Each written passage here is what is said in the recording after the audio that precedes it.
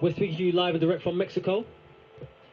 Yes, I am right now in Samaya, Mexico. All right. Oh my goodness, Well, the weather must be beautiful over there, to man. be there right now. It's not that bad. It's like a neutral. It's like a lukewarm. So it's not that hot, not that cold. What time is it out there?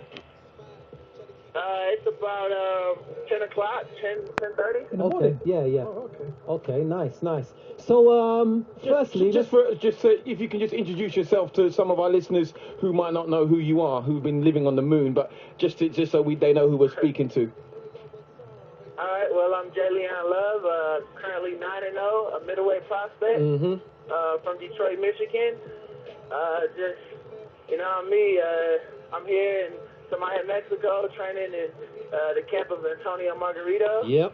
Just gaining so much experience here in Mexico. So. Excellent.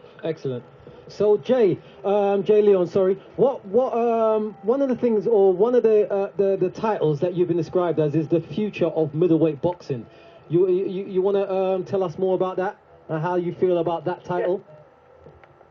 Oh yeah, I'm definitely trying to be the best pound for pound middleweight champion of the world. That's my goal. That's my dream. That's mostly every boxer's dream, but it's definitely my dream. Something I take serious.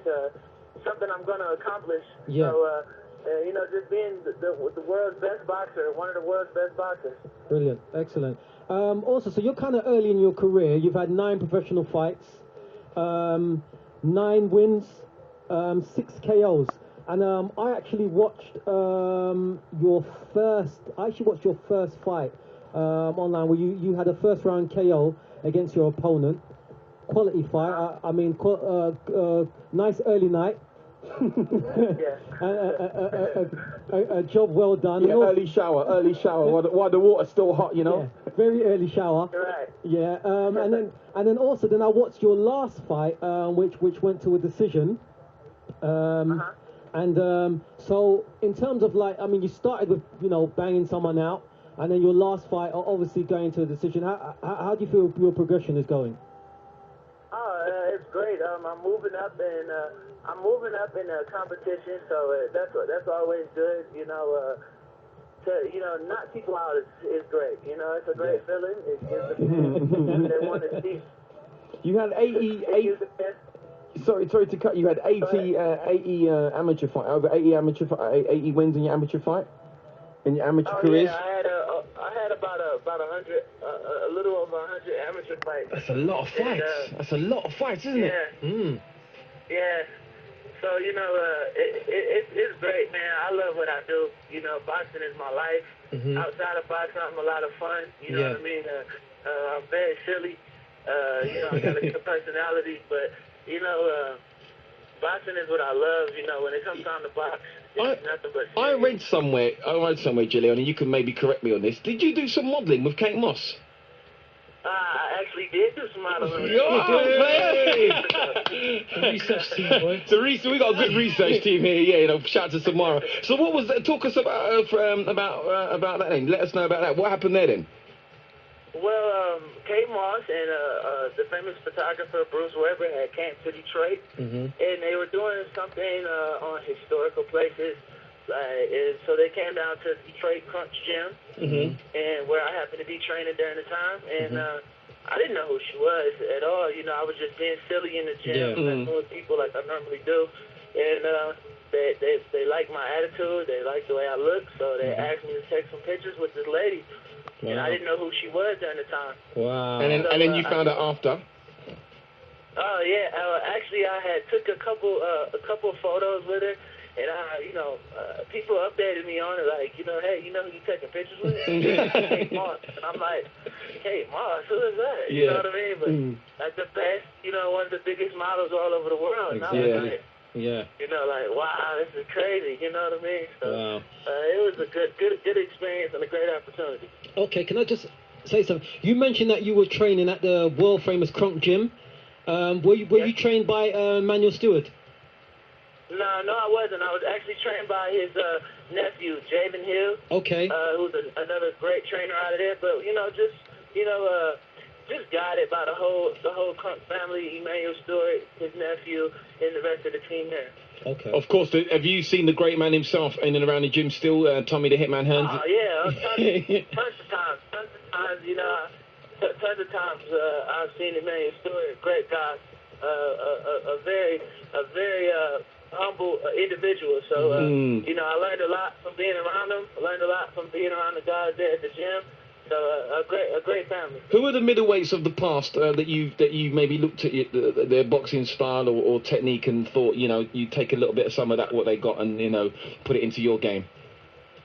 Marvelous Hagler was one of my Marvelous, yeah. Marvelous Hagler was a beast. I like to, you know, to try to not really like implement his style, but you know, his attitude to the game. Yeah. What he brought, you know, when Marvelous Hagler fought, it was going to be something. It was something. Yeah. To see. He put you under pressure, didn't he? He put you under pressure, didn't he, Marvin? Always put you under pressure. Definitely. I'm a right-hander, but he was a southpaw. Yeah. He was dangerous, man. And I just liked the way, you know, just his whole style, you know, the way he fought, you know, how he didn't care. You know, he didn't care who he fought, where he fought him, so it really didn't matter with him. Brilliant. Also, excuse me, you recently fought under some big undercards. You fought under the Berto Victor Ortiz fight, Carl Froch and Glenn Johnson, and also the Sergio Martinez and Darren Barker fight. So you're kind of mixing in quite big circles at the moment. Yeah, yes, I am. You know, those are other great opportunities.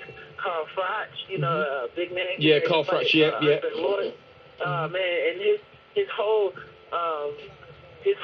fan base is ridiculous. Yeah. They really come and, man, support, and I think that's like great in boxing. Yeah. You know, even Darren Barker had like a huge entourage, and the UK people, man, is tremendous. I love them to death. You know what I mean? Like the fans, the UK fans.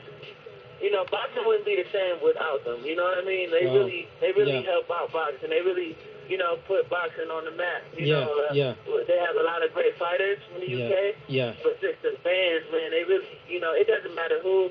You know, I've been watching the UK fans, Ricky Hatton.